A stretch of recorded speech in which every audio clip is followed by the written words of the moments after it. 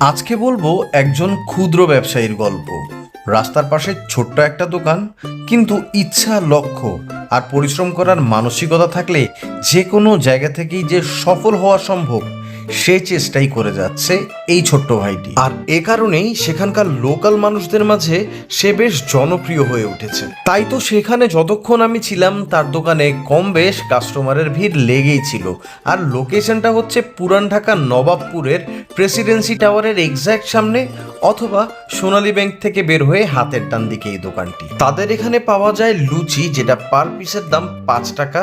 পাওয়া যায় ডাল ভাজি, যেটার এক বাটির দাম 10 টাকা। আর কমপ্লিমেন্টারি এই চাটনিটা তো আছেই। তাদের এখানে নাকি হালুয়াও পাওয়া যেত, আর যেই প্যাকেজটা আমি নিচ্ছি সেটার সাথে হালুয়া অ্যাড করে সেটার দাম ছিল 35 টাকা। কিন্তু এখন হালুয়া না থাকায় এই প্যাকেজটা আমার পড়েছে মাত্র 30 টাকা। খাবারটা হাতে নেওয়ার পর আমার কাছে মনে হচ্ছিল আমি যেন কলকাতা শহরে ফিরে গিয়েছি। তারা এখানে 4টা লুচি দিয়েছিল। লুচিগুলোর মধ্যে তেল চিপচেপ ভাব একদমই ছিল না। লুচিটা ছিঁড়ে ডালে ডুবিয়ে যখন প্রথম বাইটটা নিলাম, মুখের ভেতরেই অন্যরকম একটা স্বাদ। ডালের মশলা মাখা স্বাদটা বেশ জমে উঠছিল, আর তাদের সবজিটাও বেশ ফ্রেশ ছিল। খেতে খুবই ভালো লাগতেছিল।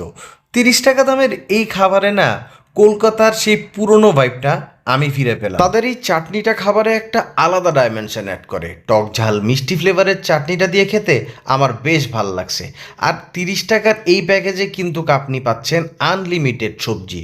সো একবার সবজি শেষ হয়ে গেলে আপনি কিন্তু রিফিলও পাবেন। দোকানের এই ছোট্ট ছেলেটার স্বপ্ন ঢাকায় ওর নিজের একটা রেস্টুরেন্ট হবে, তাই ওর গল্পটা আপনাদের সাথে শেয়ার করলাম। ভালো লাগলে আপনারা আসবেন, খাবেন এবং পাশে থাকবেন, এবং একজন ক্ষুদ্র ব্যবসায়ীর স্বপ্ন পূরণের অংশীদার হবেন। ভিডিওটা কীরকম লাগলো কমেন্টে জানাবেন। ভালো লাগলে ভিডিওটা একটাবার শেয়ার দিয়ে আমার পাশেও থাকবেন।